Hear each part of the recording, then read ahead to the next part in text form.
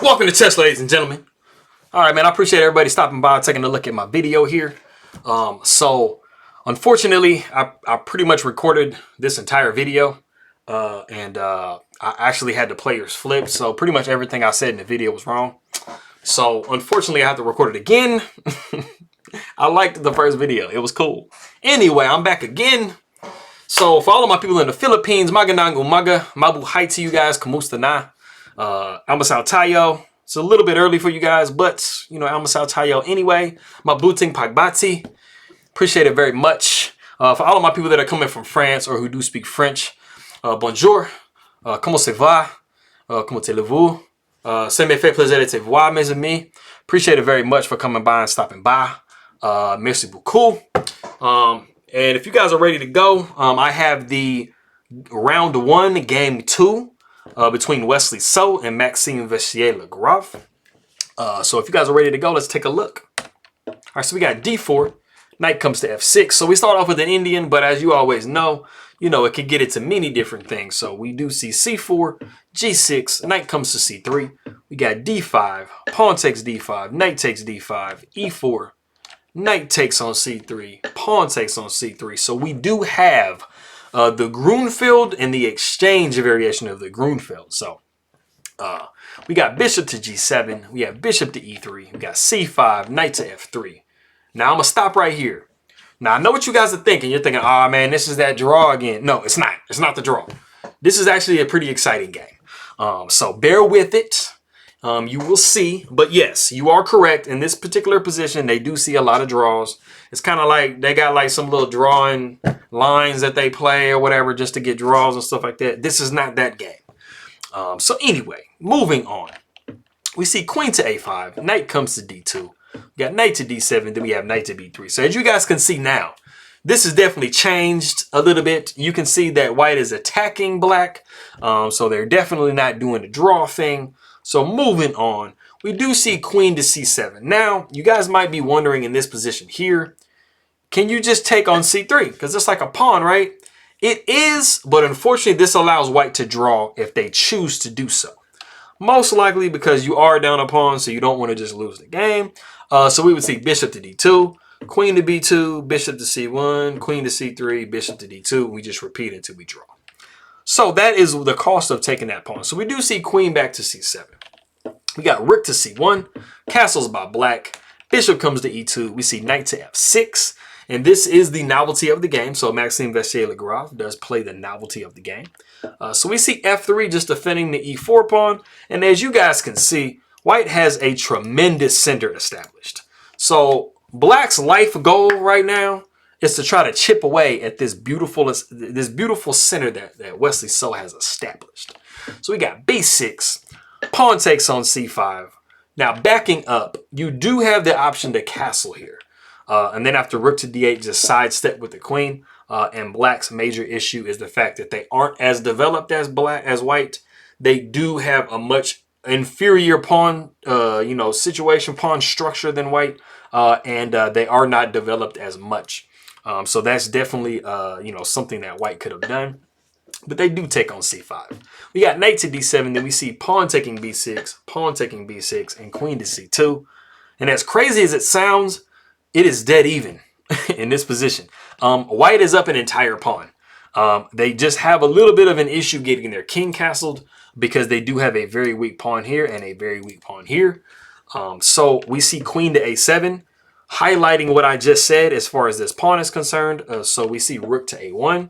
Now it was possible to castle in this position, but we would be seeing queen taking A2, queen down to D1. Queen has to retreat back to A7 because this rook is currently undefended by the other rook. And so we would see rook to A1, queen to B8, rook takes A8, queen takes A8.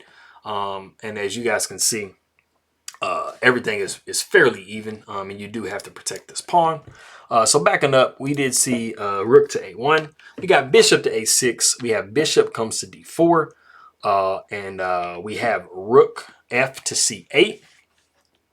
And then we see... We see castles by white. So what I want you guys to do in this position is pause the video and see if you can find the really, it's not a super killer blow, but it is a very nice tactical combination, and it begins with a specific move. And I will highlight why this move is played in a minute here. But go ahead and pause it and see if you can guess. Okay, cool. So the few things that I want to mention before we get into this move are two things. The first thing is the fact that this pawn is pinned to this queen because of this rook, which, like I always say, it's always good to put, you know, rooks or bishops opposite a queen or king or something like that. And then you also have this diagonal influenced by the queen.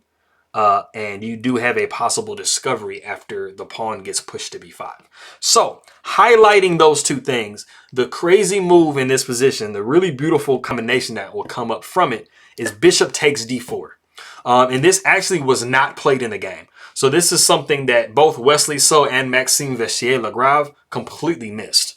They both overlooked this tactic, and it's crazy. So after bishop takes d4, you are forced to take back with the knight because, like I said, the pawn, and then you push b5. b5 opens up this queen on this diagonal to the king and pins the knight.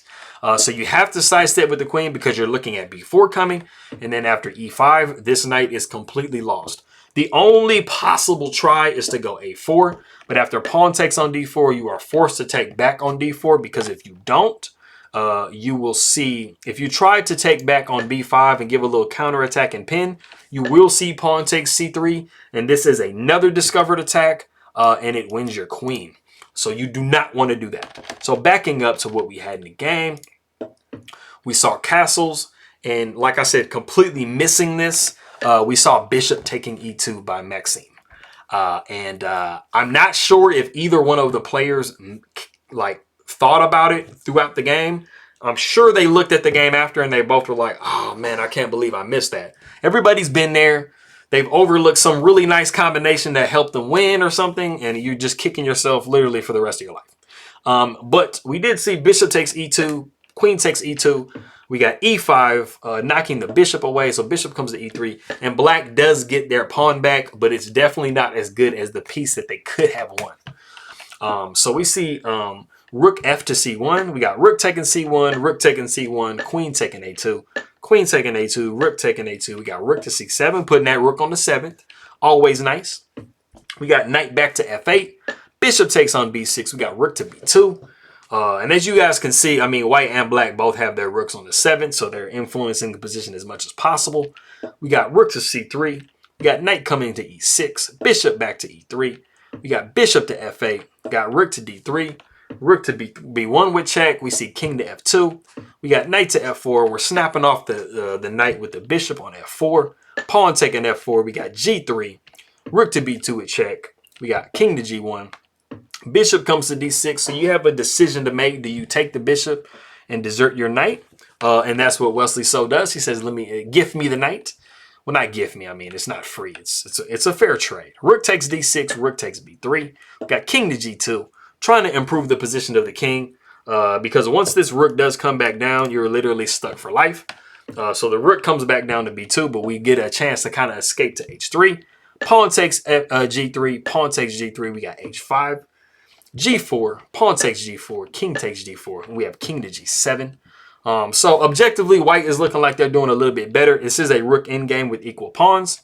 So we got king to f4, we got rook to b5, cutting off the king.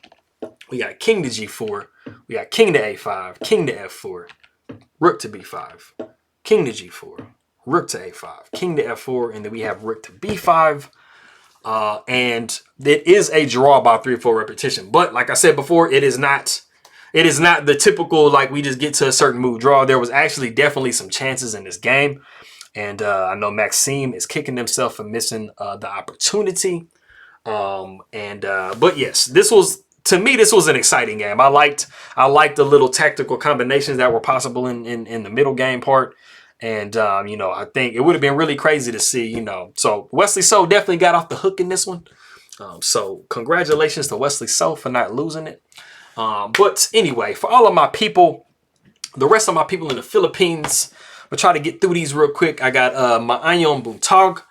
I have Mayad na Agahan. I have 9-bag na bigat. Masanto siya kabosan. I have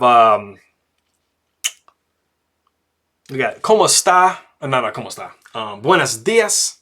We have maanyong aga. I'm trying to get these in order, man. I just learned 2 today, but there's one I'm spacing on. Marhe na aga. I think that's one. I think that's the one I missed. And then so Marhe na aga, yes. And then there's the 2 that I recently learned yesterday and today. I got Mapia na uma, and that is Ibanag. And then I have Ivatan is another language. Kapian Kapa Nudios. And then of course, merci beaucoup to my people. I appreciate you guys very much for stopping by. Leave something in the comments, and I will see you next time.